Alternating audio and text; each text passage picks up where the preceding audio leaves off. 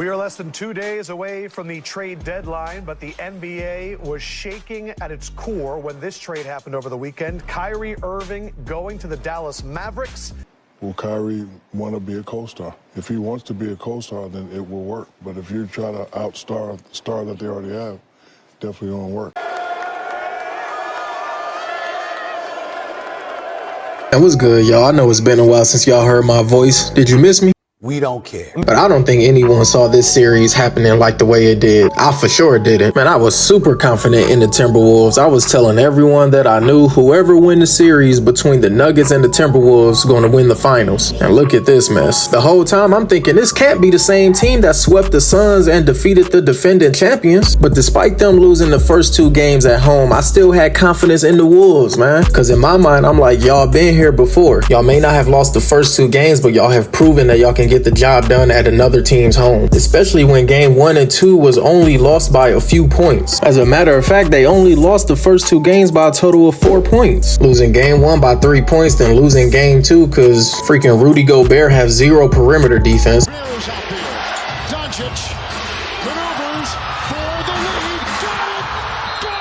Look at this. He had him on skates from the beginning. My goodness. Dancing with the stars, whatever you want to call it.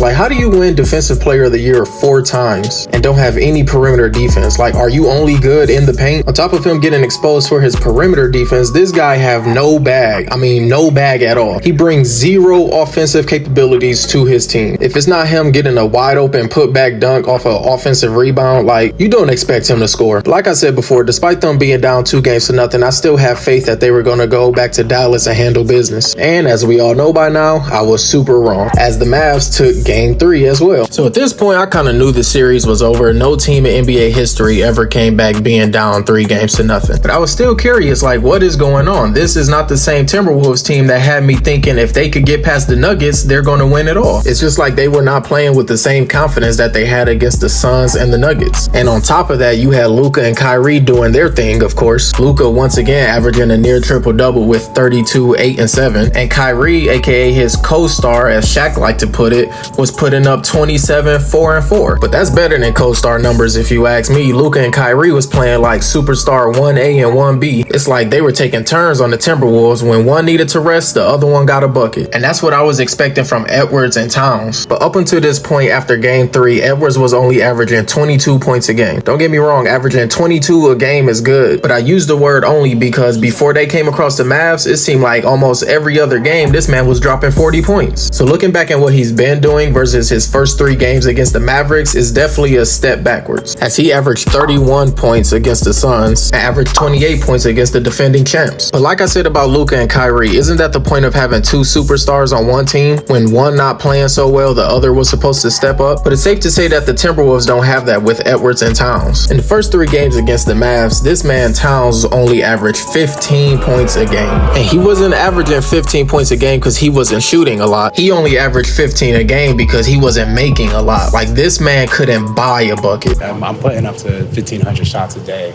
Capping. He lied. No, nobody's shooting 1,500 shots a day right now. I'm surprised. It's cap.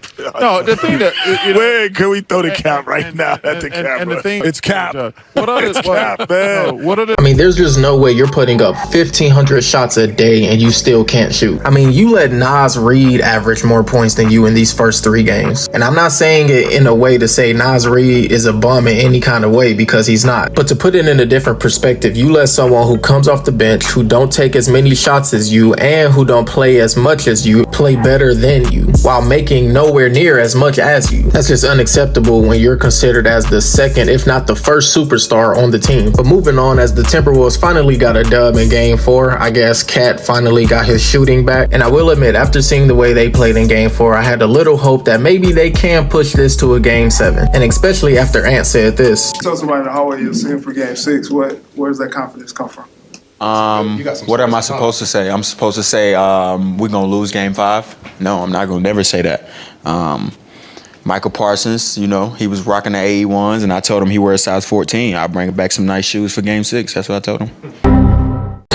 I guess he gonna have to mail him those shoes now. It's like the Mavs was pissed that they didn't sweep the Timberwolves because they came out in game 5 and was on fire, ending the game with a score of 124-103, blowing out the Timberwolves by 21 points. Mavs fan or not, I mean, you gotta give it to him. That's how you end the series. Luka took home the Western Conference MVP award as he finished the series with 32 points, 9.6 rebounds, and 8 assists. And Kyrie was with him every step of the way as he finished the series with 27 points a game. On the other hand, Ant did all he could, averaging 24 points, 8 rebounds, and 7 assists a game. But clearly that's not enough when you're basically by yourself when it comes to offense and your co-star is averaging role player numbers. This man Cat finished the series shooting only 37% from the field and 24% from the three. Like, man, give it up. You got the nerves to call yourself the best shooting big man in NBA history. Cap. Nobody's trying to hear that if you can't do it when it matters most, which is in the playoffs. I mean, he did finish the closeout game with 28 points and 12 rebounds, but at this point, it's too late to show up now. The series is over. Y'all got whooped so bad in the closeout game that even Snoop Dogg was shocked. I'm not mad at the results, though. I am glad that the Mavs are going to the finals because I am a fan of Luka and Kyrie, and I definitely wouldn't mind seeing Luka get his first ring and Kyrie getting number 2.